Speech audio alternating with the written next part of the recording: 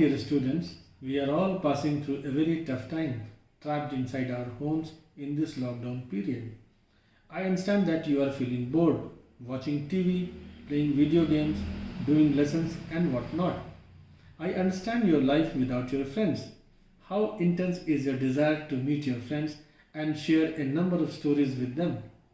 You need to vent all your energy through creative work, and music is one of them. So let us sing.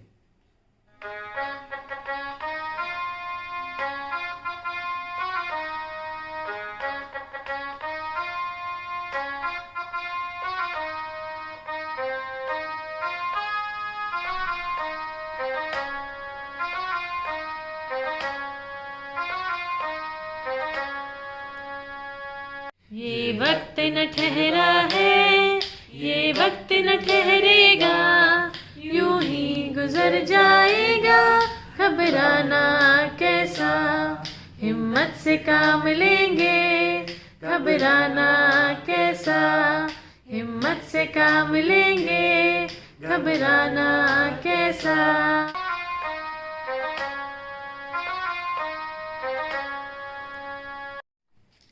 Good morning students. Welcome to SST So Simple Tutorial. Today's topic is accommodation in Belgium. So far we have seen how the Sri Lankan leaders dealt with Tamils there. Now we will see what happened in Belgium. We already know by now that there exists linguistic diversity in Belgium. Important among them are Dutch speaking and French speaking. The Belgian leaders took a different path. They recognized the existence of regional differences and cultural diversities. Between 1970 and 1993, they amended their constitutions 4 times so as to work out an arrangement that could enable everyone to live together within the same country. This is called accommodation. They wanted to accommodate everyone living in Belgium. They did not want to leave any. If you are asked what policy was followed by the Sri Lankans, you will say majoritarianism. If you are asked what policy was followed in Belgium, your answer will be accommodation. The arrangement they worked out is different from any other country and a very innovative one. Here are some elements of the Belgian model. The constitution prescribes that the number of Dutch and French speaking ministers shall be equal in the central government. Think of your parliament. Think of the Modi government in Delhi. Here they will have equal number of ministers.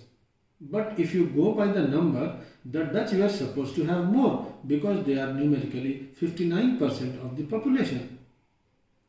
If some laws, special laws, were to be made, they required the support of majority of members from each linguistic groups. Thus, no single community can make decisions unilaterally. Unilaterally means one-sided by any one particular linguistic group. Many powers of the central government have been given to the state government of the 2 regions of the country. The state governments are not subordinate to the central government. It shows that Belgium had a unitary form of government and now they shifted to the federal form of government. This means powers were concentrated with the central government. Now they shared some power with the regional governments also and made the regional government more powerful. We will learn about unitary and federal form of government in chapter 2 of this book. Brussels has a separate government in which both the communities have equal representation. See the beauty of power sharing here. The French-speaking people, although 80% in Brussels, accepted equal representation in Brussels because the Dutch-speaking people had accepted equal representation in the central government. Apart from the central government and the state government, there is a third kind of government. This is called community government. This is elected by the people belonging to one language community, Dutch, French and German speaking, no matter where they live. This government has the power regarding cultural, educational and language related issues. What have been the positive effects of power sharing arrangements in Belgium? This Belgian model is very complicated, but these arrangements have worked well so far. The positive effect is that 1. Such arrangement helped to avoid civil strife between the two major communities. 2. It also helped to avoid a possible division of the country on linguistic lines. Strife means fighting between people or groups.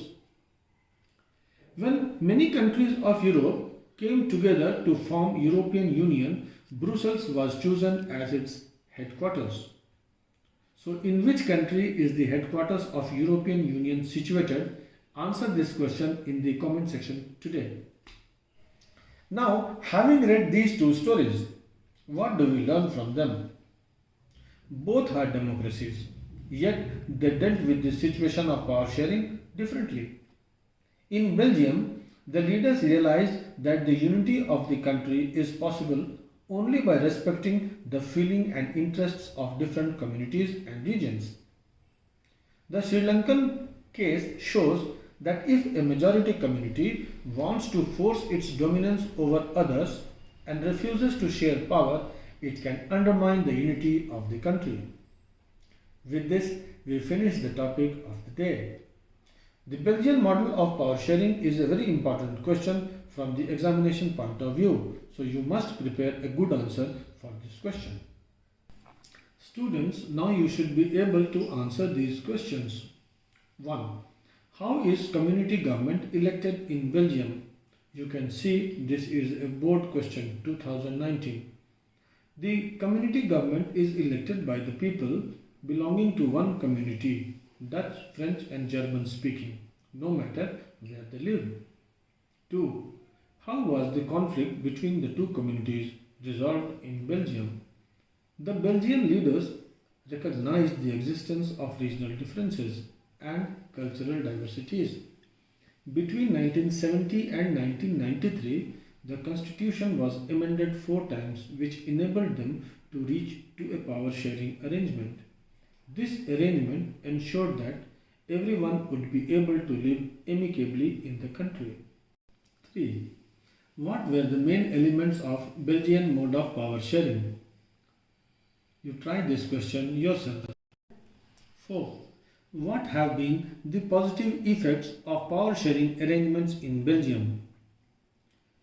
The power sharing arrangement worked well in Belgium. It helped to avoid a civic conflict between the two communities. A possible division of the country was avoided. Belgium performed very well both economically and socially. 5. What lessons do we learn from the experience of Belgium and Sri Lanka? 1.